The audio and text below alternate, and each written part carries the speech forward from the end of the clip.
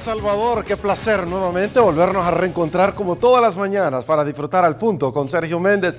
Carlos Ruiz, diputado del FMLN, está con nosotros también. Francisco Beltrán Galindo estará con nosotros y por supuesto salvadoreños en el exterior, salvadoreños varados que añoran regresar a este terruño bendito y que el gobierno no les brinda las posibilidades concretas de poder retornar. Único país en el mundo, como lo dijo CNN en español, que no se preocupa por los connacionales. Así lo han dicho en esta tribuna de entrevista. Soy Sergio Méndez. A continuación, gracias a Mr. Donut, le presento el siguiente resumen de la entrevista del día de ayer.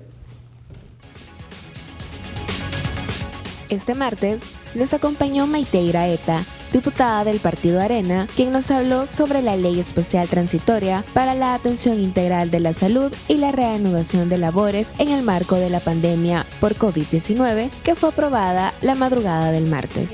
Esta ley no es una declaratoria de estado de emergencia, esta es una ley que prioriza la vida y la salud de los salvadoreños, pero que también presenta un plan estratégico desarrollado por 4 fases en un alcance de 120 días para paulatinamente poder regresar a laborar en algunos sectores. Y eso es lo que ustedes estaban viendo en pantalla y vamos a tratar de compartírselos. Estas 4 fases tienen una explicación bastante específica. La fase 1 se va a desarrollar del día 8 de la entrada en vigencia de esta ley al día 31.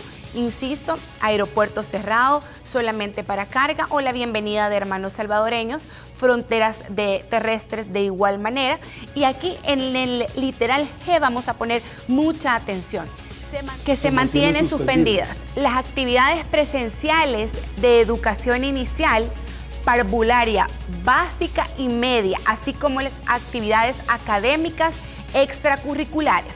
Esta ley transitoria contempla 120 días y dentro de esos 120 días, en ninguna de las 4 fases se permite el regreso a educación inicial, básica y media en actividades presenciales. En ninguna de las fases no se va a regresar a estudiar, pero sí se establece que será el Ministerio de Educación el que va a manejar este tema, el que va a decir cuándo y cómo se va a seguir desarrollando. Y por último, nos dio su postura sobre la suspensión de salario a los diputados, dicho por el presidente de la República. El presidente amenaza con no pagar los salarios, pero no es una simple amenaza. Lo trataré de decir quizás todavía un poco más claro. Usaron el dinero de los gastos fijos para combatir el COVID cuando habían otro tipo de presupuestos como los 22 millones de publicidad. Entonces resulta que ahora no hay salario para pagar. Pero miren, mi colega Flores ayer lo decía, sus amenazas a nosotros no nos afectan. Pero sí hay miles de empleados de Asamblea Legislativa y del órgano judicial que se verán afectados. Pero bueno, a esos empleados ríndales usted cuenta. Pero nosotros no vamos a estar en Asamblea Legislativa por una amenaza de que no nos va a pagar el salario, estar haciendo lo que a usted se le antoja. Porque nuestra responsabilidad es hacer leyes, estudiarlas, buscar ese control del Ejecutivo. Pero también hemos demostrado el deseo de dialogar y de buscar consensos 1, 2, 3 veces. Si les ha invitado a los ministros, no llega. Si les ha pedido informes, no los presentan. Señoras y señores, hermanos salvadoreños, por favor, escuchemos diferentes opiniones y no solo esperemos el tuit de medianoche. Todo lo mejor en análisis en Al Punto, con Sergio Méndez.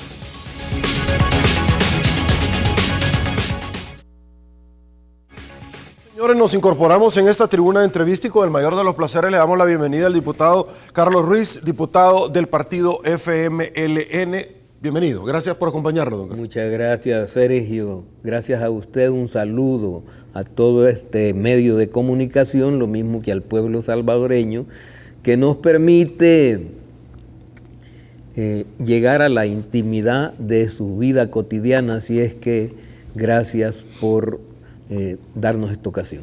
Gracias a ustedes por hablar con el pueblo, de eso se trata. Las puertas están aquí abiertas para todos, para que podamos venir y conversar. Don Carlos, tengo mucho que conversar, aguánteme un ratito, quisiera iniciar esta entrevista dándole la bienvenida al doctor Francisco Beltrán Galindo. Quiero tener elementos muy puntuales jurídicamente hablando. Doctor Francisco Beltrán Galindo, muy buenos días. Gracias por acompañarnos, señor. Buen día, Sergio, y saludos a sus invitados. Gracias. Doctor Francisco Beltrán Galindo, quiero hacerle una pregunta pero muy puntual. La Sala de lo Constitucional en torno a esta ley de emergencia, luego que la Asamblea Legislativa ya no se la otorgó por tercera vez al señor presidente de la República, ahora vemos nosotros donde el presidente decreta una ley de emergencia cuando ya venía un tema de continuidad. ¿Cuál es su opinión sobre esto? Porque el señor Vivanco de Human Rights Watch nuevamente, ya se lo vamos a poner un tuit, por supuesto, donde él dice que esto no es posible y que él obvia la Constitución de la República. ¿Su opinión sobre esto, doctor?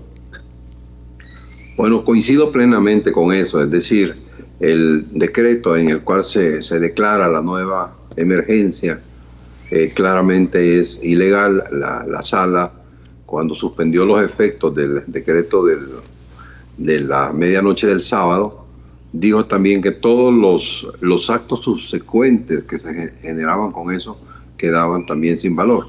Eso significaba en aquel momento el decreto ejecutivo que regula la parte de la cuarentena con los DUIs, que no se puede mover uno de un municipio para otro. En este caso, lo que sucede es que este decreto es un poco más de lo mismo. Lo que trata es de repetir o de generar lo que se le conoce como un fraude legal, dando un nuevo decreto para, según eso, hacerlo valer antes que la sala diga cualquier otra cosa. Y por otro lado, emiten en la tarde un decreto ejecutivo, que es otra vez un decreto que es el anterior, se agarraba de un artículo del decreto legislativo y en función de eso desarrollaba toda la parte de la movilización. Aún así, yo siempre sostuve que esa regulación de la movilización no era legal, en el sentido que estaba violentando derechos personales y constitucionales de los ciudadanos. En este caso la cosa es más grave porque es un decreto del Ministerio de Salud que se agarra o se ancla en el decreto de emergencia del presidente y no tiene absolutamente ninguna base. Es decir, ahora cualquier cosa que hagan los funcionarios castigando a las personas que anden con DUI que no sea, o que los capturen porque andan en sus vehículos, van a estar haciendo actos arbitrarios. Lo mismo va a suceder si se hacen manejos de fondos incorrectos. O sea, todo este tipo de cosas, el hecho que haya apariencia de buen derecho en el sentido de que son decretos publicados, pero tal como estamos en este momento, la situación es que simplemente van a ser actos nulos y técnicamente, es decir, no fácticamente, técnicamente los ciudadanos no están obligados a obedecerlo. Ahora, fácticamente la cosa cambia porque el presidente tiene bajo su orden al ejército y a la policía, como en las mejores épocas de los gobiernos militares, y al final del cuenta ellos van a hacer valer lo que el presidente les diga, pero realmente van a estar actuando contra la ley. Y lo peligroso para ellos, tanto para el ministro de Defensa como el de Seguridad y el director de Policía y todos sus subalternos, es que están actuando contra mandamiento de ley. Es decir, todo esto puede desembocar en algún tiempo en órdenes de captura, demandas, daños y perjuicios para los funcionarios que actúan sin capacidad legal. Ok, doctor, esta resolución o este decreto fue admitido una demanda como hecho generador en la Corte Suprema de Justicia, Sala de lo Constitucional, se da la admisión y suspensión del acto reclamado. El día de ayer vemos nuevamente al presidente dar otro decreto de emergencia, pese a que el primero ya le fue admitido y suspendido. En esta admisión, que básicamente recoge únicamente la forma y no el fondo de la demanda, establece dos cosas. La primera, el tema de las funciones de los órganos. Y segundo, doctor, también advierte a la Policía Nacional Civil y a la Fuerza Armada de cumplir la ley. Y por último, también le da un plazo al Ejecutivo para que presente informe con relación a este decreto de emergencia. El día de ayer dicta uno nuevo, doctor, pero quiero hacer énfasis sobre esto porque es más de lo mismo, es decir, lo que le decretaron la inadmisibilidad y las medidas cautelares. El día de ayer vamos a estar pendientes de conocer esta información. Se ha verificado extraoficialmente que el ministro de Hacienda ya no iría más en el gabinete. Y es que aparentemente, doctor, y aquí entran otros dos elementos que voy a abordar, pero primero me gustaría que tocara este decreto que ya fue admitido en la sala y que solamente se le cambia un número y nuevamente se subroga, como dice la sala, facultades que no le corresponden. Aparentemente el ministro ya estaría fuera del gabinete por dos razones. La primera, porque se negó a no transferirles dinero a los diputados, como dijo Ruth, acá ya se lo vamos a presentar, donde dice la responsabilidad del funcionario. Y segundo, a seguir transfiriendo dinero a Casa Presidencial porque ya no existe una ley de emergencia. Su opinión, si este fuera el caso. Bueno, a mí me consultaron ayer sobre quién era el responsable de autorizar las transferencias de fondos. Y yo les explicaba que en el caso del Ministerio de Hacienda sucede un fenómeno. Y es que es el de los pocos ministerios que tienen una ley que lo regula. Y ahí, dentro de esa ley, hay funciones específicas de los directores generales. Entonces, normalmente los directores generales responden personalmente por las atribuciones que le da la ley.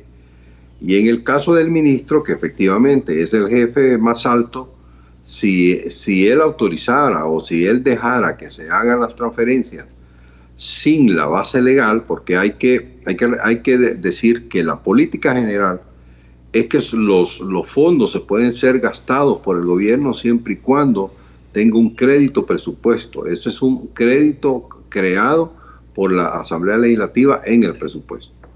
Cuando ese crédito no existe, cualquier gasto que se haga es ilegal, a no ser que existe un estado de emergencia que permite utilizar fondos aunque no hayan créditos presupuestos, en el entendido que después van a ser ratificados por el Congreso. Entonces, lo que ha sucedido es que ante un decreto de emergencia ilegal, el que le pidan al ministro que haga transferencias de fondos que no se pueden amparar en un decreto de esa naturaleza inexistente jurídicamente, entonces es posible. Yo no he logrado confirmar el rumor de que él ya no está de ministro. Es posible que por eso lo hayan hecho. Y ya no se diga el hecho que le hayan dado una orden de no transferir fondos a la Asamblea y a la Corte Suprema, que realmente sería algo descabellado, sería para destituir al que lo pidió. Pero todo esto está basado en decretos ilegales, ¿verdad?, que están actuando realmente como que es un dictador. Le están dando alguna base legal, dicen que se agarran del artículo tal del Código de Salud, del otro artículo no sé cuánto, pero al final son estrictamente fraudes procesales, fraudes legales que se están haciendo con tal de mantener una posición sin tener que negociar con el Congreso, que es la parte más grave acá, porque el punto es que todo desemboca en violaciones de los derechos humanos, en debilidad de la institucionalidad. Y yo creo que nosotros como salvadoreños tenemos que dejar claro, y los abogados, usted también que lo es, tenemos que dejar claro cuál es la técnica jurídica correcta. Y esto no es un tema ideológico, es un tema de cómo se aplican las cosas jurídicamente hablando. Y esta es la situación. Tenemos un decreto de emergencia que, como usted lo menciona bien, es simplemente un nuevo decreto como el que se declaró suspendido, y hay ya jurisprudencia en la Sala de lo Constitucional que este tipo de actos, dando nuevos decretos como que fueran totalmente nuevos, pero son versiones de los antiguos, son igual inconstitucionales. Y por el otro lado, dar el decreto ahora en el segundo, el desarrollo de la emergencia, ahora basado en otro artículo que también no tiene aplicación, porque El problema es el siguiente. Se quiere declarar zona de pandemia a todo el país. Y no es cierto. No es cierto que todo el país sea zona de pandemia. Es como que yo le dijera que hubo un terremoto en todo El Salvador. Hubo un terremoto en El Salvador, pero no todo el país tuvo ese terremoto. O como alguien dice que hay pandillas en todos los municipios. Sí, pero eso no me permite decir que El Salvador es tierra de pandillas. Es un territorio de pandillas. Entonces, ese tipo de valoraciones son impertinentes. Para que el Ministerio de Salud pueda dar un decreto de esa magnitud, tiene que referirse a un área específica donde efectivamente haya un brote epidémico y lo que está tratando es de controlar ese brote. Allí tiene toda la facultad para decir, aquí no me entra nadie, aquí no me sale nadie. Pero decir que todo el territorio es la cárcel, porque ahí está todo el gran epicentro de la epidemia, es una grosería realmente. Y tratar que los ciudadanos se queden en sus casas obligatoriamente, facultad que la Constitución prevé y dice que a los ciudadanos no se les puede restringir su derecho a la circulación. Entonces realmente creo que es un poco aberrante desde el enfoque jurídico. Okay. Y lamentable, porque todo esto lo que nos va a generar es más división y al final creo que todos salimos perjudicados con estas discusiones. Doctor, para terminar, la indelegabilidad de las funciones, la parte orgánica de la Constitución establece dentro de una ley que es el Presupuesto General de la Nación, cómo se van a distribuir según la ley, que es este procedimiento para llevar a cabo y la presentación misma de todo lo que conlleva económicamente y la ejecución en un presupuesto. El presidente amenazó con no pagarles a los diputados. Esto no es función del presidente, ya está en una ley. Él puede reducir el presupuesto del Ejecutivo, pero no de los otros órganos. Por favor, si nos equivocamos, nos corrige. Pues no, Sergio, está exactamente en lo correcto. Es decir, la ley de presupuesto es ley de presupuesto y se tiene que cumplir por todo el mundo. Y más cuando estamos hablando de órganos independientes del Ejecutivo. El Ejecutivo en relación con estos órganos simplemente juega un rol de tesorería, de caja, pero no puede tomar decisiones sobre los presupuestos ni de la Fiscalía, ni de la Asamblea, ni de la Corte Suprema y en general sobre el Ministerio Público. Entonces yo creo que esto no es más que una expresión adicional de una actitud dictatorial, porque es la forma en que se está trabajando. Y yo realmente creo que hay que seguir con la batalla de la institucionalidad, hay que darla hasta donde se aguante, porque de lo contrario estamos hablando que todavía no se ha cumplido un año del nuevo gobierno y ya estamos en una crisis de esta magnitud. O sea que de aquí para lo que sigue la cosa puede ser mucho más fuerte, mucho más grande. Y creo que es bueno dar las batallas jurídicas donde corresponde. Perfecto.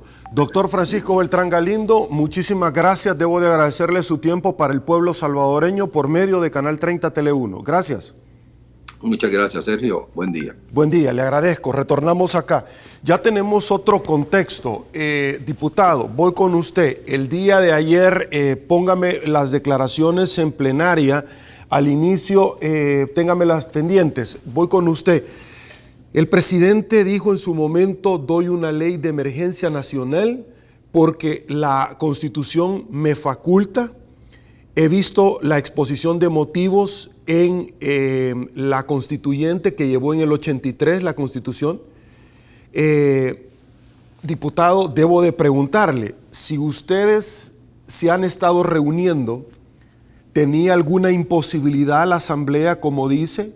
Porque ya se la habían dado 2 veces y se la negaron porque les han pedido sendos informes al Ejecutivo, violación de los derechos humanos, cómo están ejecutando los planes. De hecho, la UCA renunció, también renunció ANEP, Cámara de Comercio e Industria de El Salvador, la ESEN, entre otras. ¿Su opinión, por favor? Bueno, en primer lugar, vaya un saludo al doctor Beltrán Galindo por todos los términos que nos ha puesto en claridad. y un agradecimiento.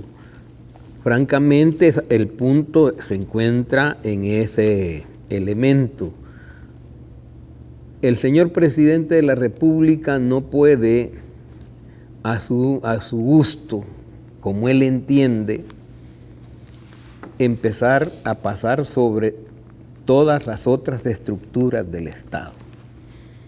La Asamblea Legislativa le había aprobado concernientemente, le había venido aprobando todos los instrumentos legales necesarios para enfrentar la pandemia. Pero ¿qué es lo que ocurre?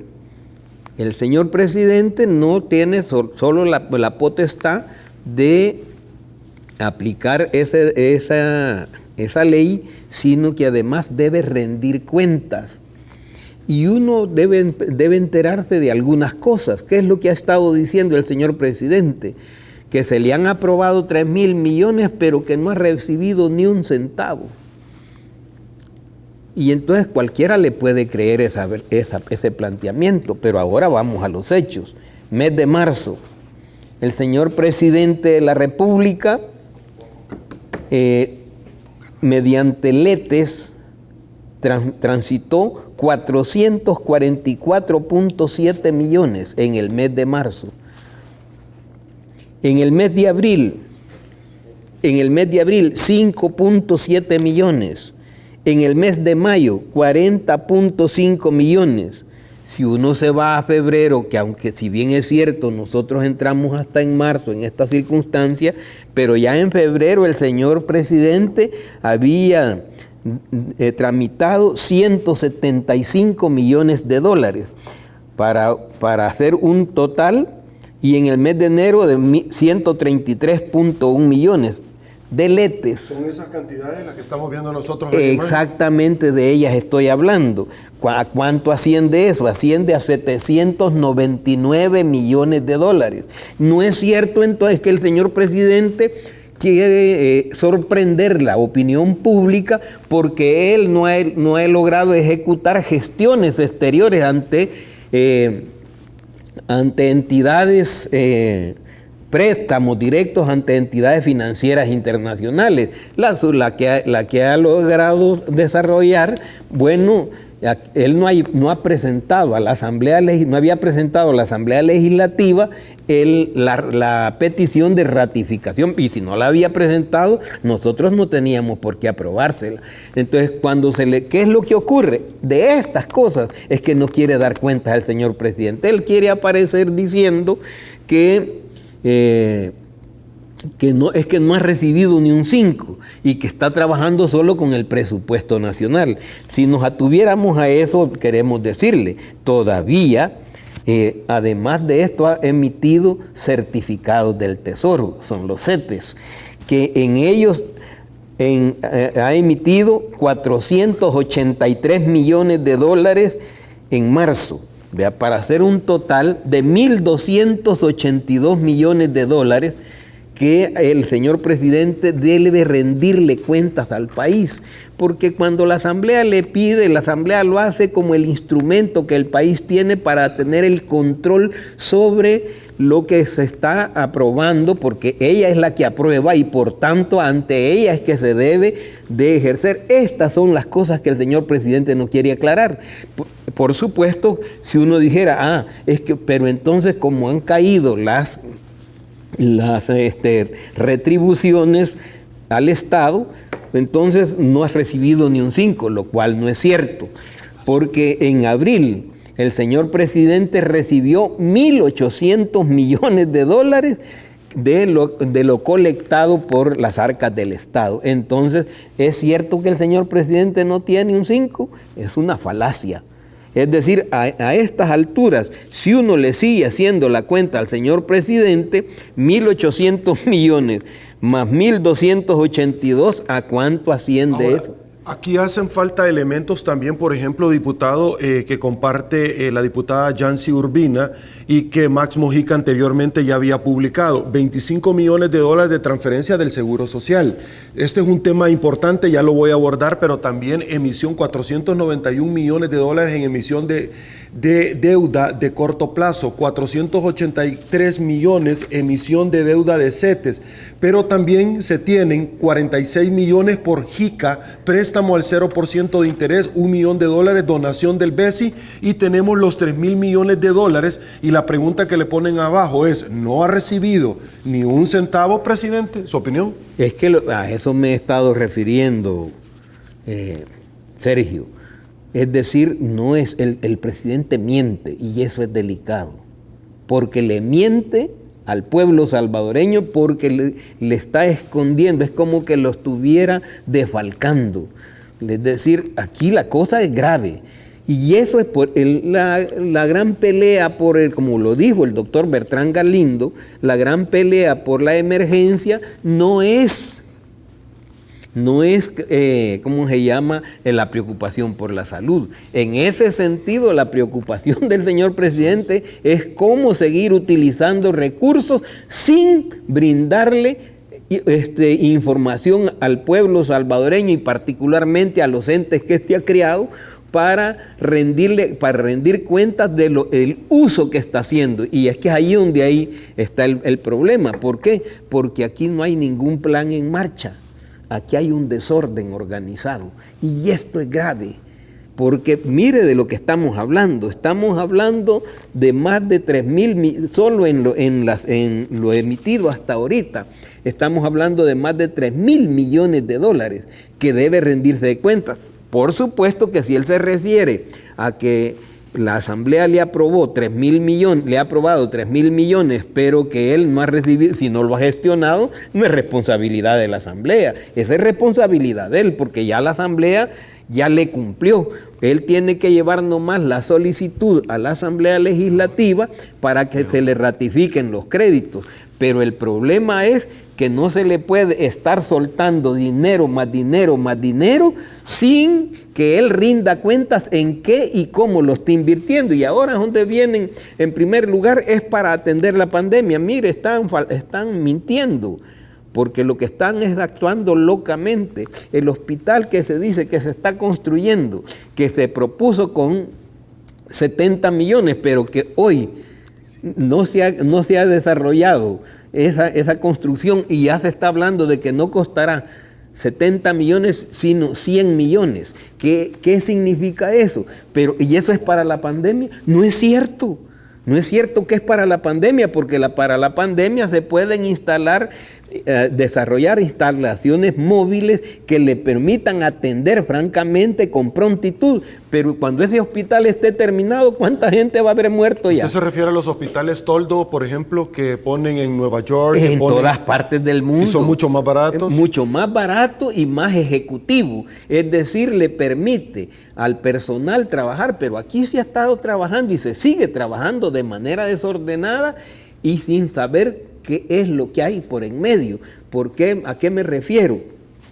¿Cómo empezó la pandemia? ¿Qué es lo que ha empezado a hacer? Aquí se le quiere engañar al pueblo salvadoreño diciéndole que es por preocupación de la salud. Veamos si es cierto. ¿Cómo empezaron los centros de contención? ¿Cómo se empezó a tratar las cosas en los hospitales? ¿Acaso no es cierto que había un revoltijo de gente contaminada con no contaminada? Eso es público. ¿Desde el aeropuerto se refiere usted? En el aeropuerto, y en los centros de contención. Es que es ahí donde está la clave. Y eso no lo estoy diciendo yo, eso lo saben, los académicos. El Colegio Médico ha estado con nosotros expresando que realmente cuando ellos pidieron aclaraciones, el plan que les presentaron era correcto, pero ellos no entendemos, dicen, presentan un plan, pero lo dejan a un lado y se olvidan de él. Es que lo que pasa es que aquí hay cosas más graves detrás. En ese sentido, ¿qué es lo que ha ocurrido? ¿Acaso no se mandó al personal médico? Porque mire lo que estoy diciendo, el señor presidente dice que no contaba con dinero, y en marzo mismo emitió 44.7 millones de dólares en letes. Y por supuesto que es deuda de corto plazo, que a un año va a tener que darle trámite. Don Carlos, hay una pregunta. Balmore Barrientos dice: pregúntele al diputado, el tema del coronavirus viene desde el año pasado. cómo es que el presidente ya sabía en octubre, no se preparó, sino que hasta redujo el presupuesto de la cartera de salud para este año, luego empezó a improvisar.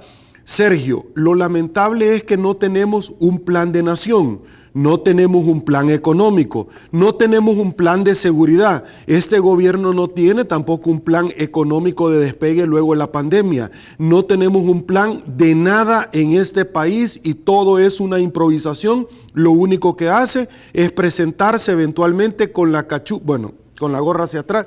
Dice el amigo, voy a tratar de parafrasear por respeto porque la investidura es importante que la sigamos respetando. Y entonces dice el amigo, ¿dónde queda entonces los planes? Porque solo es dinero, es lo único que yo veo, como lo que sucedió en la alcaldía de Nuevo Cuscatlán y en la de San Salvador, donde las dejó completamente en bancarrota. Dice el amigo, yo se lo tengo que trasladar. ¿Su opinión? Bueno, mire, es que esta es una característica de la gente que ve la función pública como la hacienda privada, donde yo hago lo que yo estimo y si no hacer lo que yo digo, entonces viene la rabieta. Se grita y se patea si es necesario. ¿Qué es lo que ha ocurrido? El señor presidente, yo por eso hice hincapié en que justamente aquí lo que hay es desorden organizado, porque como es, ya primero ya lo dice el ciudadano, se supo que estaba iniciándose este proceso, francamente, en finales de noviembre y en diciembre apareció en China. Y el señor presidente es imposible que me diga que no conoció. Pues, pero en esos días, cuando se presentó el presupuesto general de la nación, se discutió y se aprobó, él presentó un presupuesto recortado. Se le insistió, pero terminaron recortándole al Ministerio de Salud. Y luego viene entonces quieren aprovechar, montarse en la ola, que ahí viene la pandemia y entonces exigen que se le aprueben recursos extra. Y se le han aprobado, si no es cuestión de broma, se le han aprobado los recursos. Pero ¿qué ocurrió? Reciben la aprobación, pero ellos no actúan con lealtad. Como ustedes saben que hay el mecanismo de producción de letes, no tienen que pedir autorización porque son deudas de corto plazo, o sea, lo que le llaman la deuda flotante, es decir, que la tiene que pagar a un año plazo, a como dé lugar, o a través de otros mecanismos transformarla en deuda de largo plazo, pero eso será hasta entonces. Y entonces, mire, dice que no tiene ni un 5 y en marzo produjo 444.7 millones. ¿Dónde están? ¿Cómo se han ocupado? Y aquí viene la gran explicación, es que le hemos estado dando al pueblo $300 y no quieren entregar cuentas de cómo se ha invertido esos 300 pesos, a quién se le dieron, y en nombre de todo el pueblo necesitado,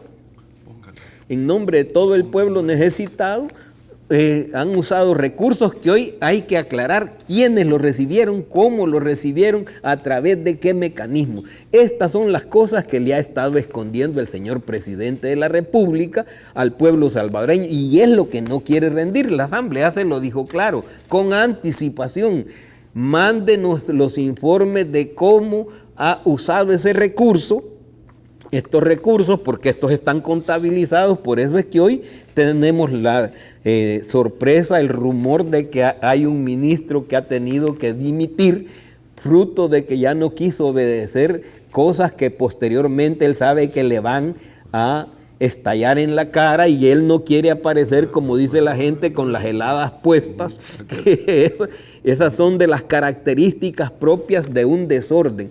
Entonces aquí esto no es una finca privada, en que si la pierdo no importa, no, este es el país, los intereses de todos. Don Carlos, 74% de salvadoreños no recibieron el bono de los $300, según encuesta de la Gavidia. Debo de preguntarle, porque llamó muchísimo la atención y esto nos llevó a estudiar un poco y recordar. En en la cadena nacional, el presidente señalaba que gobiernos anteriores, bueno, estas son imágenes verídicas de personas en la carretera de Oro que tienen hambre y que salen día a día, mañana tras mañana, a solicitar la ayuda. Don Carlos, debo de preguntarle esto porque el señor presidente hizo referencia a un decreto de emergencia que utilizó en el 2009 el gobierno del FMLN, el señor Funes. Si me equivoco, por favor, me corrige. Esta es otra entrega también donde se rompió la cuarentena. El pasado fin de semana también Boulevard de la Integración.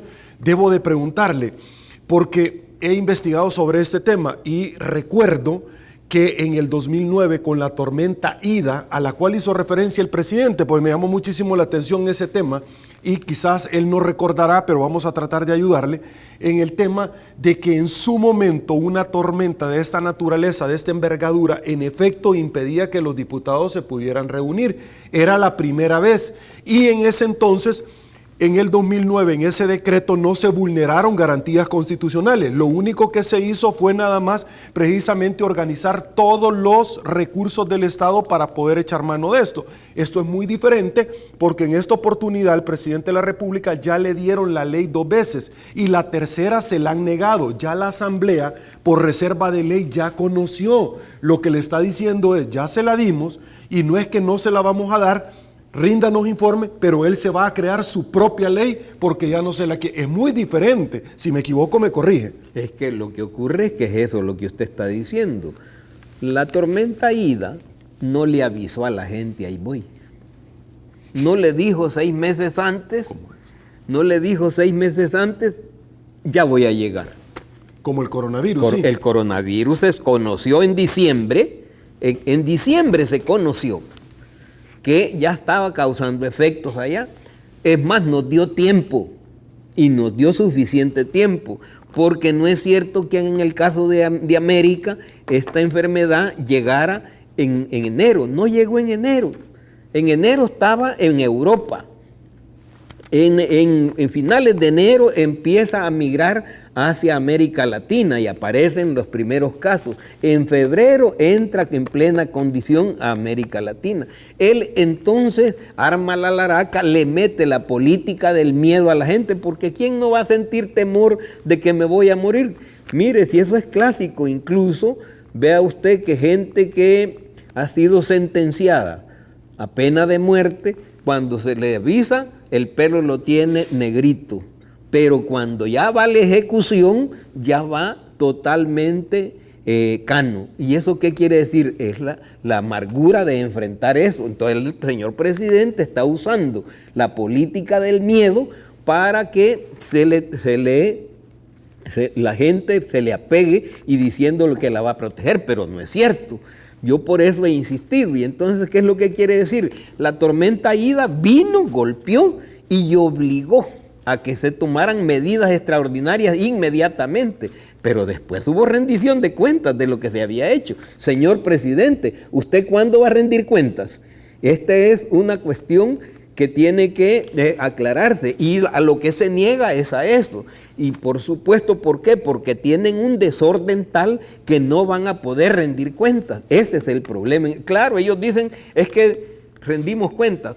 Le dimos 300 pesos, $300, perdón por el término.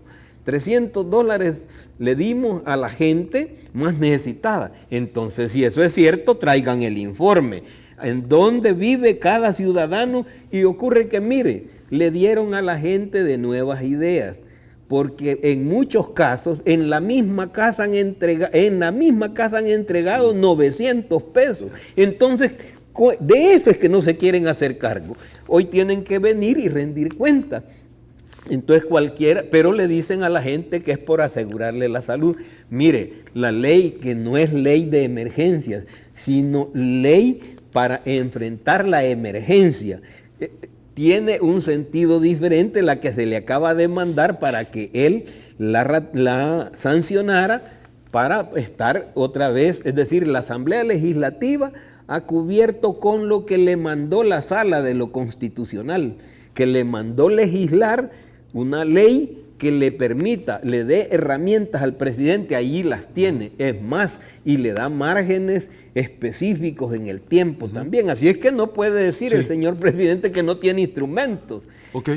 Ahora, voy a pasar a otro tema, pero solo para finalizar, porque algo que a mí me llamó muchísimo la atención, como ese video de mi amigo Will Salgado, el profeta, que él dijo todo lo que iba a pasar con el señor presidente y cómo él iba al final a sacar adelante este país, cómo él iba a gobernar, que yo le tengo un gran cariño al señor Will Salgado.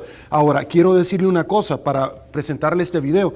A mí lo que me llamó la atención, porque ya vamos a ingresar a las palabras del doctor Fabio Castillo, cuando él viene y dice, mire, yo le recomiendo al presidente que se quite a esos 3 areneros que tiene a la par.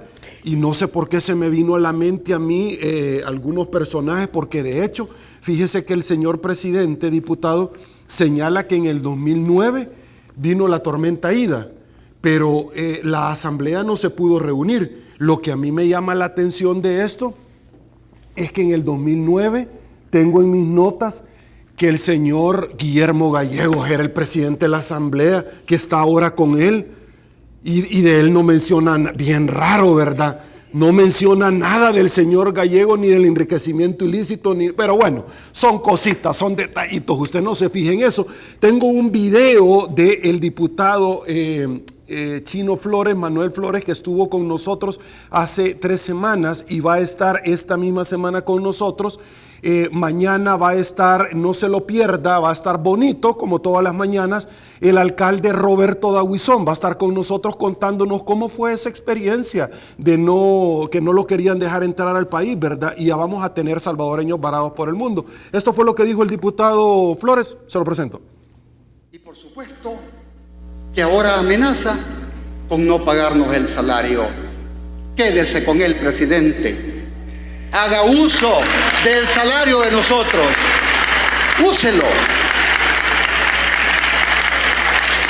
Pero ¿sabe qué? Debemos de ser enfáticos que también suspenda los 22 millones de publicidad que tiene asignado. Debemos de estar conscientes que no solamente sus ministros que han tuiteado toda la noche poniendo a disposición su salario, incluyendo algunos que están ad honorem. Habráse visto semejante propósito. ¿Y eso cómo se come, don Carlos? Porque es decir, voy a donar lo que nunca he tenido en mi salario, lo que nunca he cobrado, entonces lo voy a donar. Es decir, o habían otro tipo de pagos afuera, porque no sé, eso es lo que me deja entender a mí el diputado. Eso es en todo caso lo que tendría que explicar el señor presidente. Primero, porque se está haciendo uso de la falacia para conquistar almas, adeptos. ¿Y a qué me refiero? ¿Cómo es que un funcionario que está ad honorem va a donar lo que no recibe? ¿O es que está recibiendo algo bajo la mesa de otra manera y entonces lo que va a dejar es de percibir ese emolumento que tiene asignado de otra manera y del cual no quieren rendir cuentas? Entonces, ¿qué se me hace, señor presidente? Que cada vez las cosas se están poniendo mucho más complicadas, no porque nosotros lo querramos. Es decir, primero, la Asamblea Legislativa, francamente, a lo que se refería Manuel, en la aprobación de la ley de abordaje para enfrentar la emergencia. Fíjese que no es una ley de emergencia, es una ley sanitaria. Es decir, porque como la situación es de salud, la ley es para enfrentar la emergencia sanitaria.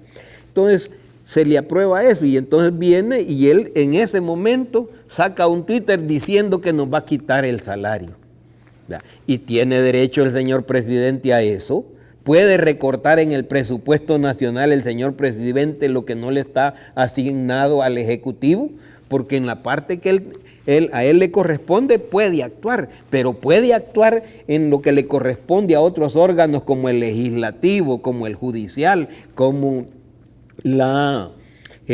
la fiscalía como las autónomas, les puede cambiar el presupuesto, es que no son atribuciones que tienen. Pero el señor presidente ya se acostumbró y eso es lo peligroso porque le hemos venido tolerando la ruptura constitucional. Él ha actuado ¿cómo se llama?, al margen de la Constitución, no una vez.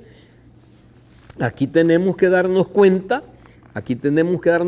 de cuántas veces él se ha tomado atribuciones que no le corresponden. En este caso, recientemente se lo acaba de decir la sala. Por eso fue que mandó a suspender el acto reclamado. Esto solo es una reiteración. Acuérdese usted cuando el señor presidente tomó por asalto la asamblea. Esa es una cosa que todavía, es decir, que ha sido tan grave que realmente la gente lo mira como gracioso, porque dice, es que este sí está demostrando fuerza, y entonces ¿para qué tenemos Estado de Derecho? Es decir, hay gente que cree que el Estado de Derecho es cuando a mí me afectan. No, el Estado de Derecho es cuando afectan a cualquiera. Y entonces, en ese sentido ahora, señor presidente debe saber que una vez aprobado por el órgano correspondiente, que es el primer órgano de Estado, aprobado el presupuesto nacional, lo que se le manda es su ejecución, ya no su discusión, y él puede actuar en lo que le corresponde a su renglón, al Ejecutivo, pero no puede tocar lo que corresponde a otros órganos de Estado. Ok, aguántame un ratito, señores, me están pidiendo pausa publicitaria, pero déjeme recordarle que Bacredomatic te invita a unirte y ayudar en estos momentos. Ingresa a yomeuno.com y haz tu donativo a FUSAL para hacer más pruebas de COVID-19 y compra de equipo para personal médico y asistencia técnica. Pausa. Esto es Al Punto con Sergio Méndez. Volvemos. Me uno para que todo vuelva a ser normal. Yo me uno para que todos volvamos al trabajo. Yo me uno para que volvamos a celebrar. Yo me uno para que los niños vuelvan a jugar con sus compañeros. Yo me uno para estar juntos en familia. En Bacredomatic sabemos que existen miles de razones para unirse y ayudar. Por eso nos unimos mediante un donativo para hacer más pruebas COVID-19, equipo para personal médico y asistencia técnica. Ingresa a yomeuno.com y únete haciendo tu donativo a FUSAL. Perfecto, estamos de regreso. Te estamos tratando de no meter anuncios para seguir adelante en toda esta dinámica. Don Carlos, hay una pregunta, bueno, hay varias preguntas que son importantes. Su opinión, el presidente ha venido atacando al FMLN, ha venido atacando a Arena, tiene entre sus filas a muchos de los miembros de los cuales estuvieron anteriormente relacionados a estos partidos políticos, pero esta semana sí de verdad que se graduó. Se reunió con todos los empresarios que él mismo ha dicho que eran financistas del partido FMLN, del partido Arena, que los ha atacado, y él mismo se sentó con la oligarquía para llamarlos mis amigos y para llegar a un entendimiento. ¿Cómo se entiende esto entonces cuando de pronto podríamos decir que el cohete le reventó en la mano? ¿Su opinión?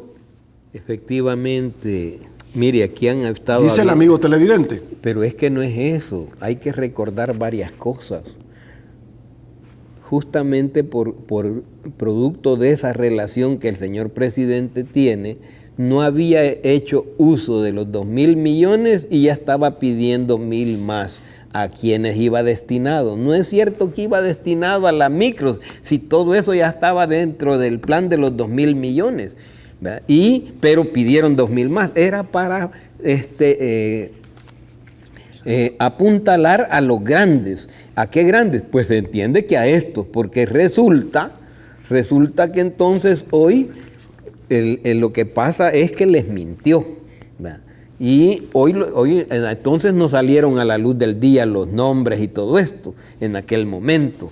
Hoy sí han salido a la luz del día, es decir, hoy resulta que, veamos con quiénes están negociando, con el señor Roberto Cris, con los Cris, con los Poma, con el señor Murray Mesa. Es decir, no es cualquier cosa. Todo mundo sabe que estos son de los multimillonarios más grandes. Cuando él rompió con el FMLN, ¿de qué nos decía? Que el FMLN era Arena 2.0. Eso dijo. y que éramos más de lo mismo. Yo le diría ahorita, señor presidente, usted no es más de lo mismo, usted es más de lo peor. Eso es lo que tenemos que decirle. Desgraciadamente este pueblo todavía no ha logrado tener plena conciencia porque usted le esconde la información. Pero tome en cuenta, señor presidente, que estos acontecimientos que la gente se va dando cuenta despacio, por ejemplo, antes como él le ofreció a la gente ser transparente, la gente creyó, porque nosotros debemos de decir, de transparencia no pueden quejarse.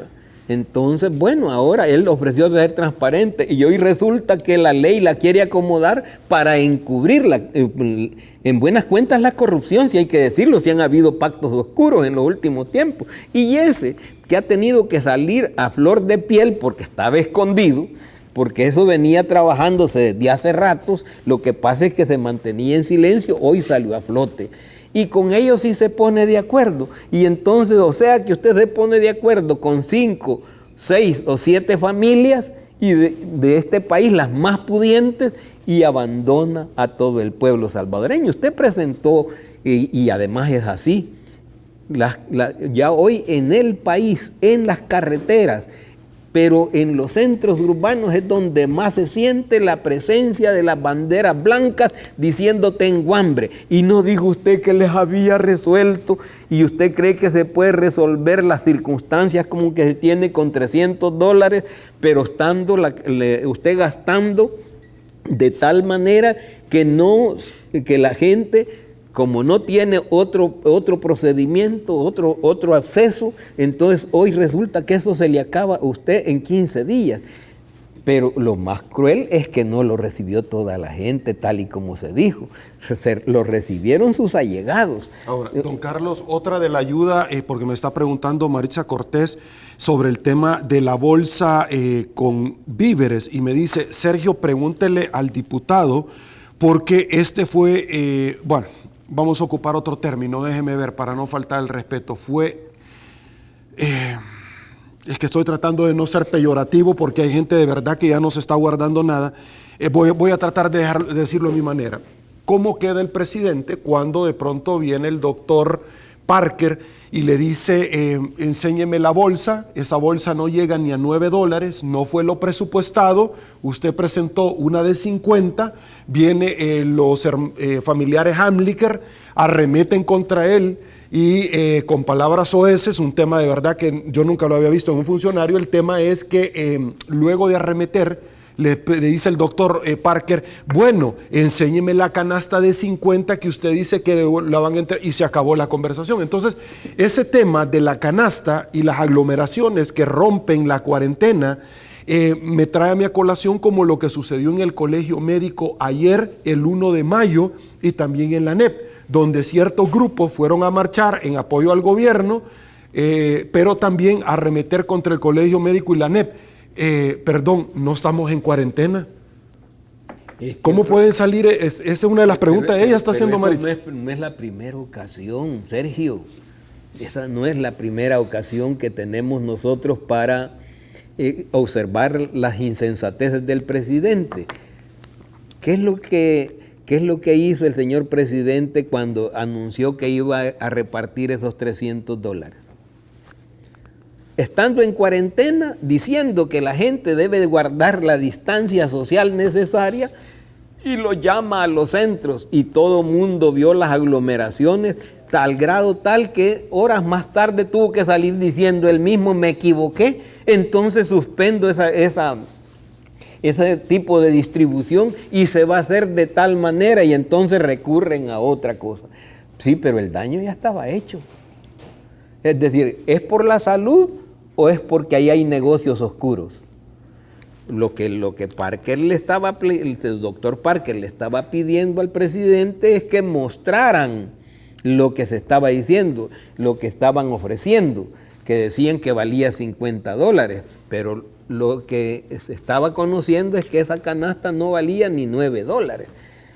Hoy resulta que de nuevo recurren, y mire que lo que pasa, esas aglomeraciones no las produce ni el FMLN, ni Arena, ni las produce la gente porque quiere. Lo que pasa es que la gente la llaman y como está desesperada, pretende ver cómo inmediatamente resuelve y mire cómo se aglomera la gente.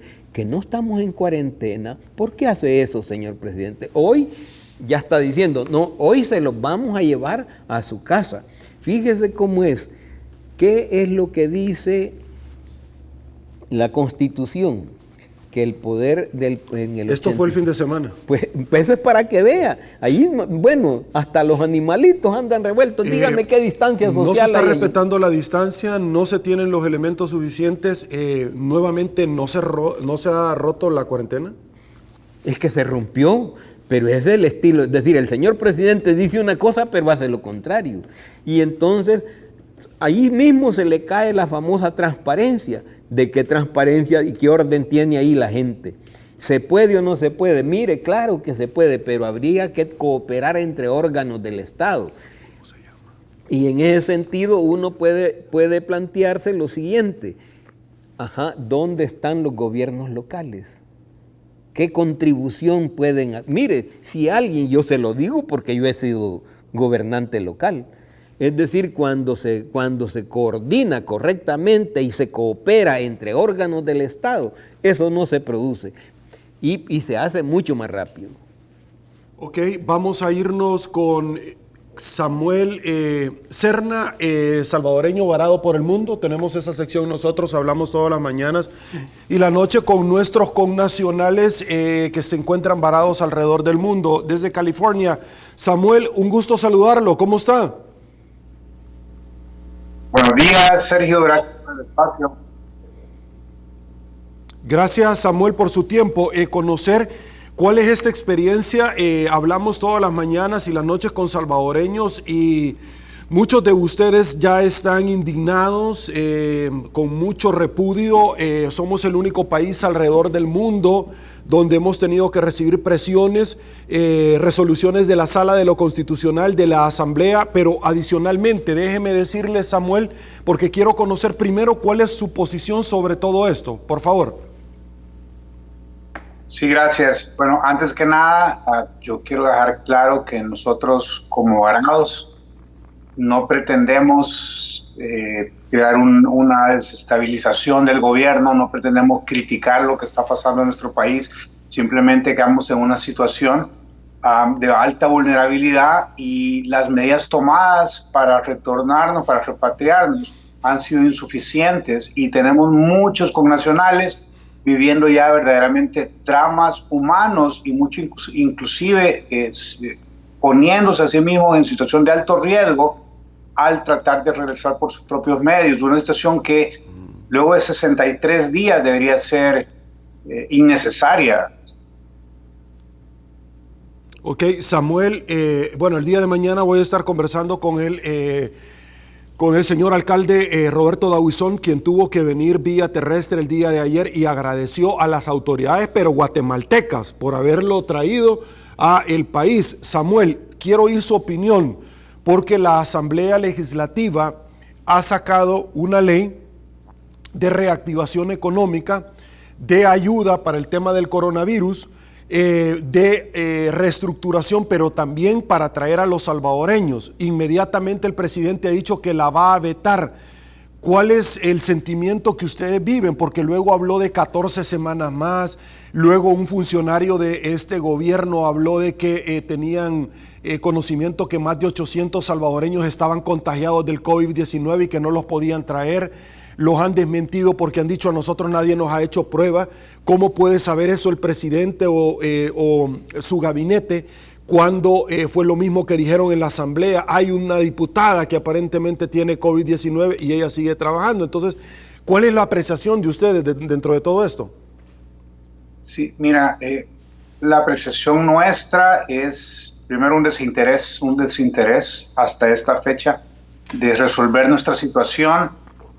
Nos sentimos decepcionados, nos sentimos abandonados y más del 97% de las personas que viajan con recursos limitados. Lamentablemente se ha manejado nuestro tema, a nuestro ver, de la manera equivocada, dándole a conocer a la población que si nosotros regresamos vamos a llevar el virus con nosotros, cuando ya pasaron 60 días desde el cierre del aeropuerto. Si alguno de los salvadoreños hubiera tenido la enfermedad a estas alturas, ya hubiera mostrado los síntomas y hasta hubiera pasado por el proceso de recuperación. Pero estamos siendo expuestos en uno de los países de más alto riesgo, pero también estamos viviendo esa desinformación hacia nuestros hermanos salvadoreños, lo que lleva a mucho odio a través de las redes sociales. Nos sentimos muchas veces amenazados. Hay mucha gente que está en situación definitivamente de drama. Tengo algunas historias para acá si da el espacio, pero el mismo miedo, el mismo temor a represalias, el mismo miedo a hacer, si tú hablas de lo que te estás pasando, te vamos a dejar más tiempo allá, o el mismo inclusive rechazo a través de haters o a través de los mismos troles, hace que la gente guarde silencio, y esto ya no es un tema humanitario, se volvió un drama humanitario innecesario. Ok, quiero preguntarle a usted las dos versiones que dio el gobierno, la ministra del ramo, cuando la primera vez dijo que estaban recibiendo un vuelo de varados y fue desmentida porque eran deportados la primera vez. La segunda vez de los Estados Unidos, la segunda vez de México, la segunda vez cuando dijo que estaban recibiendo a los varados bajo las presiones y que este era un esfuerzo del gobierno y que venían de Panamá. Fueron desmentidos. CNN en español dijo no son 100 salvadoreños, son 23 únicamente, son 84 hondureños, y este vuelo humanitario lo está pagando el gobierno de Argentina. No tiene nada que ver el gobierno de El Salvador, porque venía a traer argentinos a Honduras, Guatemala, El Salvador. ¿Cuál es su opinión sobre todo esto? Mira, lo que se conversa en los chats que tenemos de varados es que la mayor cantidad de recursos a nivel de los vuelos que se han hecho hasta este momento ha salido del bolsillo de nosotros. Nosotros lo único que pedimos es que se abra el aeropuerto para poder regresar con nuestros medios, o en el caso de quienes no puedan, el país se haga cargo. Pero es decepcionante, es frustrante ver en las noticias que llevan 800, pero en realidad ninguno es varado. Entonces vas poco a poco, vas perdiendo la fe, vas perdiendo la esperanza, vas perdiendo la credibilidad. Uno quisiera en realidad decir, oye, están haciendo lo máximo posible, pero en realidad el esfuerzo que se haya hecho ha sido insuficiente. Más del 98% de los que fuimos reportados al inicio, que son más de 4,000, estamos aún acá. Es triste que hayan dado un plan de 14 semanas para 1,200 y los demás, y no te puedes tardar 3 meses y medio en 1,200. Entonces hay una sensación que solo es como ganar tiempo, y la gente no tiene tiempo. Hay muchas personas literalmente siendo desalojadas, viviendo en la misericordia de otros. Mira, yo creo que Dios abrió una pequeña puerta. Regresaron ya 100, otra cantidad similar probablemente ha regresado por sus propios medios, pero una pequeña puerta se abrió, y cuando Dios te abre una puerta, el hombre no la puede cerrar. Pues lo que pedimos es la voluntad para acelerar lo que se esté haciendo, las fechas con el cronograma que fue pedido sean públicas y comience un proceso, porque no es lo mismo que tú sepas, ok, en una semana me llevan, o en una semana me puedo ir. Pues tú haces un presupuesto de vivienda, alimentación.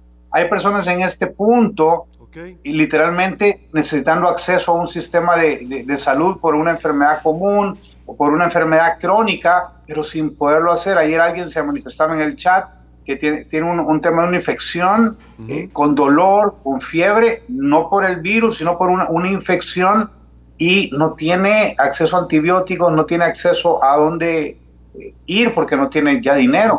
Y no en todos los estados hay acceso público para los turistas. Listo. Samuel, muchísimas gracias. Vamos a estar pendientes, haciendo contacto. Gracias por tu tiempo y por supuesto Vamos a nosotros como medio de comunicación a hacer la parte que nos corresponde hasta verlos sentados en esta misma tribuna de entrevista donde nos acompaña esta mañana el diputado y podamos conversar con ustedes de esta experiencia pues lamentable que ustedes han tenido en no poder regresar a nuestro país. Gracias.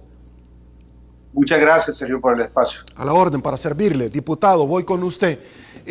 Nunca antes he escuchado en el país dos cosas. Voy como tiro al plato. La primera de estos es: todas las noches a las 8 de la noche, El Salvador sale con bombos, platillos, cacerola, el himno nacional y los pitos de los vehículos a manifestar su repudio y la indignación por las decisiones del presidente Bukele. ¿Su opinión? Mi opinión es que la gente tiene toda la razón. Porque al principio la gente confió totalmente en el señor presidente. Le dio el respaldo que él pedía. Pero no se ha tardado mucho el señor presidente en perder ese respaldo. Y porque yo decía, él ha estado violando constantemente los derechos de la gente, los derechos del pueblo. ¿A qué me refiero? Bueno, preguntémonos qué le está pasando a más de 4,000 salvadoreños regados por el mundo, que están, como ellos lo dicen, en total desamparo y lanzados a la mendicidad.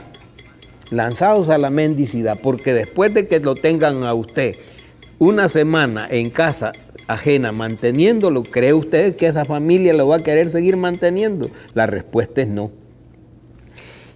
Pero eso no es del todo. ¿Qué violación hay? Ahí hay la violación al derecho de entrar y salir en nuestro territorio. Eso es constitucional y el señor presidente lo está violando. Pero no solo está violando ese derecho, sino que al mismo tiempo está empujando a la gente a situaciones dramáticas como las que están expresando. De tal modo que tiene razón la gente, es el que está en el exterior, pero el que está aquí, pero lo tienen en condición de encierro irracional, porque es un encierro irracional. La gente no hace las cosas por perversidad, perverso es el que la empuja, ¿verdad? Porque aquí hay que decir, hay perversidad en el que la empuja. ¿Por qué está protestando hoy? Como no le está quedando otro mecanismo, no por temor a lo que haga el Estado, sino que por temor al contagio. La gente sabe que debe mantener la distancia social, que debe mantener, y entonces la gente, como ve que no le resuelven eso, ¿qué le queda? Poner los claxons poner los pitos de los vehículos, poner el himno nacional, sacar bandera blanca, dar cacerolazos. Eso es señal del total rechazo a las decisiones de un hombre que está conduciendo este país al despeñadero. ¿Y por qué digo al despeñadero? Mire económicamente hacia dónde está empujándose el país. Eso es gravísimo. Yo no sé si todo el mundo entiende que hoy de cada dólar que tenga en su mano realmente le van a estar sirviendo entre 15 y 17 centavos. Eso es lo que tiene capacidad hoy de usar usted en el dólar. ¿Por qué? Porque ya debemos más del 80% del presupuesto nacional. Don Carlos, voy a dar la bienvenida a Luis González, hay que decirlo. Luisito, un placer saludarlo, ¿cómo está? Muy contento, buenos días mi querido Sergio, buenos días diputado Ruiz, muy buenos días a todos nuestros amigos televidentes. Hoy miércoles, estamos en la mitad de la semana, vamos a estar dándole la información de los DUIs que pueden salir, las fechas exactas donde pueden comprar y hacer pues todos los mandados que deben de hacer. También vamos a estar mostrándole fotografías de lo que hemos logrado de recoger ayuda y poderla llevar a los salvadoreños que han tenido alguna necesidad. Hoy se lo vamos a presentar, aparte de recibir todas las llamadas, las denuncias que usted quiere que El Salvador entero pues la sepa. Es acá Hay que decirlo. Así que Sergio, a las 8 de la mañana nos encontramos con este programa que poco a poco se ha convertido en uno de los preferidos de la mañana.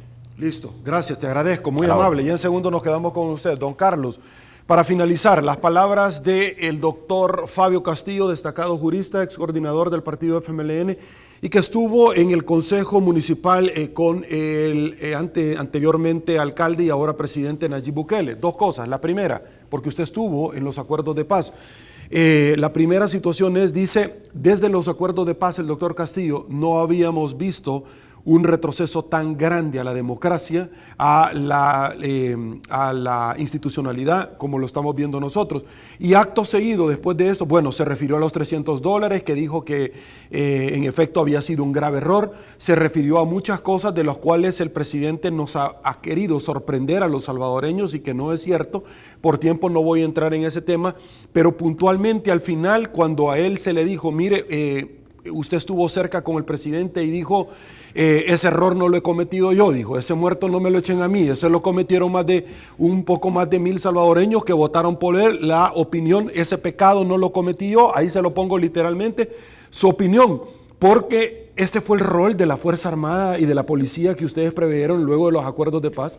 Mire, lo que está ocurriendo con el retroceso al cual hace referencia el doctor Castillo, que es toda una personalidad en jurisprudencia, tiene su fundamento en lo siguiente.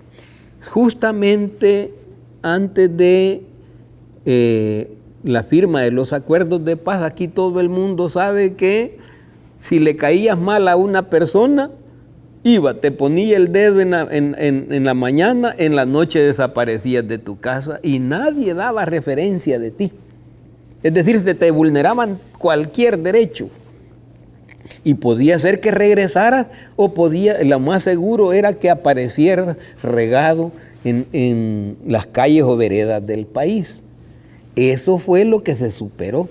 ¿Y por qué? Porque aquí había todo un sistema dictatorial antes que se rompió gracias a la firma de los acuerdos de paz, en donde a las instituciones se les dieron funciones específicas. Y fíjese que antes la Fuerza Armada tenía funciones funciones de seguridad pública, funciones de seguridad nacional, en fin, tenía todos los derechos habidos y por haber. Eso se limitaron en los acuerdos de paz. Hay que decirlo, solo le quedaron 2 funciones a la Fuerza Armada: la defensa de la integridad del territorio y la otra, la defensa de la soberanía nacional. Esos son los dos ¿cómo se llama? Las 2 facultades que tiene la Fuerza Armada. Eso se ha ido cambiando al grado tal, porque la Fuerza Armada no tiene funciones de seguridad pública, le fueron separadas. Y dice además que solo podrá actuar por decisión del presidente de la República en auxilio, en apoyo a la PNC, pero por tiempo determinado.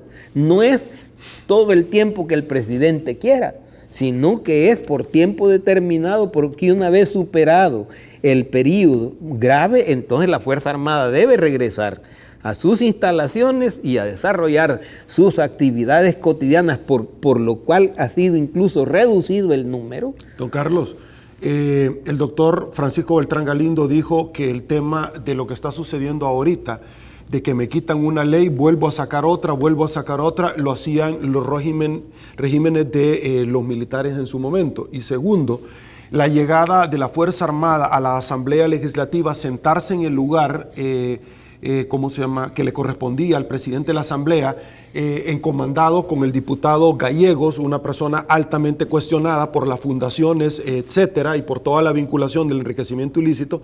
También han apuntalado que ni en el tiempo de la guerra con los militares lo habían visto. Debo de preguntarle, ¿estamos frente a un dictador? Es que ya quedó clarito. Por eso dije yo hace un rato que el señor presidente piensa que el país es su finca privada, en donde él puede hacer y deshacer y que nadie le tiene que decir nada. El problema es que ya inició, pero como lo dijo el doctor Beltrán Galindo, hemos agarrado hacia atrás en retroceso en cuanto a la institucionalidad del país. Ese acto que usted dice, por eso en cualquier otra parte del mundo el presidente debió de ser destituido.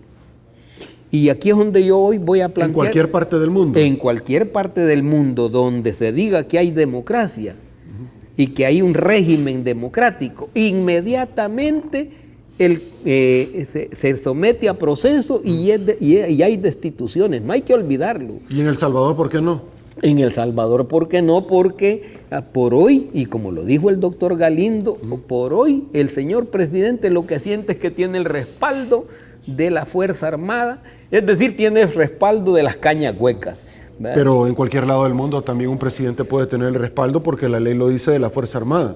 Pero el respaldo de la Fuerza Armada en lo que les faculta la Constitución, no en lo que el presidente quiere. Es que es ahí, el presidente mandó a romper el hilo constitucional cuando dio ese golpe de estado transitorio a la Asamblea Legislativa. Uno debe recordar lo que él dijo cuando se sentó ahí. Hoy queda claro quién tiene el mando. Fíjese lo que dijo. Y todavía tomó el bon y abrió y cerró la sesión. ¿Qué clase de democracia es esa? Entonces, ha habido una ruptura total. Okay. Lo único es que él posteriormente se da cuenta que metió las de andar y cree que con solo olvidarlo hay que dejarlo pasar. No. Por ejemplo, en los últimos días el señor fiscal general de la República ya empezó a detectar que hay usurpación de funciones, que es un delito. Y entonces dice que dijo que iba a presentar un recurso de inconstitucionalidad a la Sala de lo Constitucional. Francamente, esa es la misión del señor fiscal. El señor fiscal, según Constitución, debe de perseguir el delito, él debe perseguir el crimen en defensa de los intereses de la población y el Estado. Entonces, ¿qué es lo que le corresponde? Más, yo le diría al señor fiscal que para que haga totalmente toda su misión es que pida un antejuicio a la Asamblea, porque lo que está viendo es grave en este país. Si queremos que se reinstale el sistema democrático de derecho en el país, hombre, señor fiscal, usted tiene la palabra, porque si usted asiste y le pide a la Asamblea Legislativa el desafuero para poderle hacer un antejuicio al señor presidente, este es el momento, porque están habiendo una y otra violación al sistema. Bueno, imagínese, la sala le dice que no puede actuar con el decreto que ha sacado. ¿Y qué es lo que hace él? Dice, entonces sí, lo voy a obedecer, pues voy a escribir otro. Eso es lo que está haciendo. Quiero terminar con esta pregunta. Diputado Sergio pide obviamente discreción. Pregúntele por qué el presidente y los allegados, las personas, se refiere a los que andan a la par de él, sigue insistiendo y le venden la idea al pueblo salvadoreño de que los diputados son los responsables, que no quieren dejarlo combatir la pandemia. Si él, con la ley de cuarentena, eso es suficiente. Con la ley de cuarentena, como el doctor Francisco Beltrán Galindo acaba de decir, que le faculta al ministro de Salud. ¿Por qué él insiste en llenar odio a la población salvadoreña y decirle que los diputados no le quieren dar la ley de emergencia cuando son dos cosas muy diferentes? Señor presidente, dice, Sergio, por favor, si ya se nos rompió la camisa, que no se nos termine de romper el pantalón como vos decís. Es decir, no tiene nada que ver. Es decir, la ley de emergencia es muy aparte y el presidente puede actuar, si realmente le interesa la salud, puede actuar únicamente con la ley de cuarentena, como dice el caballero. Son las facultades que él tiene. Es que lo que pasa es que el presidente se da cuenta que la población no tiene toda la instrucción para, la población general no tiene todo el conocimiento de lo que significa el Estado de Derecho. Y entonces le empieza a mentir. Y con mentiras ha venido sosteniendo una imagen. Lo que pasa es que esa imagen está topando. Y entonces, por eso es que cuando él quiere recurrir a decir que defienden la salud de la gente, no es cierto.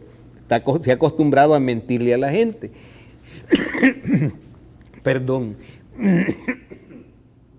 Tenemos el caso, por ejemplo, de que la ley de emergencia que se le había dado, él la extremó y violentó derechos constitucionales. Pero era para justificar todo el desorden que estaba dentro, porque no quiere rendir cuentas. Y al no querer rendir cuentas, entonces él necesita tener un estado de dictadura. Y en esa dirección, hoy, ¿qué es lo que ocurre? Le interesa la salud de la gente, pero si la ley que le dimos es sanitaria. Y le permite, le da las facultades, por ejemplo, para que maneje una cuarentena responsable, dirigida, y que le permita al país ir respirando. Entonces, en ese sentido, señor presidente, ya no le mienta a la gente, ya no le mienta. Usted no tiene interés en la salud, tiene interés en el dinero. Ok, diputado, llegamos al final de la entrevista. Muchísimas gracias. Debo de agradecerle el tiempo destinado, no a este programa, no a Canal 30. Póngame, por favor, el tema de Fundación Ayúdame a Vivir, por favor, porque es importante que nosotros lo dejemos no a Tele1, sino que al pueblo salvadoreño, porque es acá donde usted viene a conversar con ellos. Muchísimas gracias, debo de agradecerle tremendamente su tiempo. Gracias a usted, Sergio, gracias al pueblo salvadoreño que nos ha permitido llegar a las intimidades de su vida, y más aún en este momento el llamado: mantengamos la cuarentena, mantengamos la distancia social, quédese en casa. Solo en extrema urgencia, movilícese, que tiene su derecho. Perfecto, muchísimas gracias. Póngame el recuento, por favor. Faltan 2 días. Y esto es importante, nosotros hemos llevado acá el recuento porque no tenemos por qué no creerle al señor presidente de la República. Le hemos venido dando el beneficio de la duda. Hablamos en su momento que hacían falta 2 días precisamente porque arrancamos el despegue económico el 22. Muchos me han estado escribiendo y me han dicho: Sergio ya dijo que no va a cumplir, que ya lo va a trasladar hasta el 6 de junio. Nosotros seguimos con el recuento. El mismo recuento que cuando él dijo que iba a traer a Mauricio Funes, el mismo recuento que cuando él dijo que iba a quitar la partida secreta, el mismo recuento que cuando él dijo que iba a reducir los gastos, etcétera. No tenemos por qué no creerle. Quédese en casa. La situación que está sucediendo, que está pasando en nuestro país, no es fácil. Es algo obviamente complicado que debemos de ayudarle nosotros al gobierno a salir adelante, ¿verdad? En la medida en que ellos se dejen ayudar. Pero usted haga su parte, quédese en casa, no salga, eso es importante. Solo faltan 2 días. El 22 el presidente y el gabinete tendrán que dar cuentas. Dijo, el 22 iniciamos el despegue económico y es lo que nosotros estamos haciendo en el recuento. ¿Estamos listos, producción? Se lo presento. Estamos viviendo tiempos retadores, en donde las decisiones son tan importantes como la vida misma, en donde hemos tenido que adaptarnos para sobrevivir, dejando de lado nuestras actividades, nuestros trabajos, la fuente principal de ingresos para nuestras familias. Hemos tenido que abstenernos a compartir con los que amamos para demostrarles que los amamos. Y estamos a la espera de que todo esto acabe para volver a empezar. Es el momento de regresar con más fuerza, con más pasión, con más humanidad, a vivir en un país lleno de costumbres y tradiciones que nos identifican como un salvadoreño. Faltan 2 días. Quédate en casa. 2 días, luego del 22, no el 23 ni 24, es el 22, faltan 2 días. Eso es lo que dijo el gobierno y nosotros llevamos acá la cuenta regresiva, no tenemos por qué no creerle. Una vez más se le da el beneficio de la duda. Señores, soy Sergio Méndez, así están las cosas hoy por hoy en nuestro país. Si le gustó la entrevista, comente el resto de su vida, será hasta una nueva oportunidad. Y una vez más, que el Señor los bendiga a todos. Fundación Ayúdame a Vivir, se lo dejamos hoy más que nunca. Nuestros niños necesitan nuestra ayuda. Será hasta mañana. Este es un mensaje para la enfermedad que nos cambió la vida. Sabemos que eres una enfermedad aleatoria, que no distingue género, edad o condición social. Sabemos que eres una enfermedad impredecible, que nos mantiene separados. Sabemos que eres una enfermedad que ataca a los más vulnerables y que eres capaz de arrebatarnos a quienes más amamos. Te conocemos bien, porque luchamos contra ti a diario, pero no estamos solos. Tenemos doctores, enfermeras familia y a muchas personas que luchan con nosotros para poder derrotarte. Por eso hoy, Cáncer Infantil, queremos decirte que no importa lo que pase allá afuera, nuestra lucha sigue. Querido donante, ante esta crisis te necesitamos más que nunca. Por favor, dona hoy la cantidad que puedas. Visita www.ayudameavivir.org.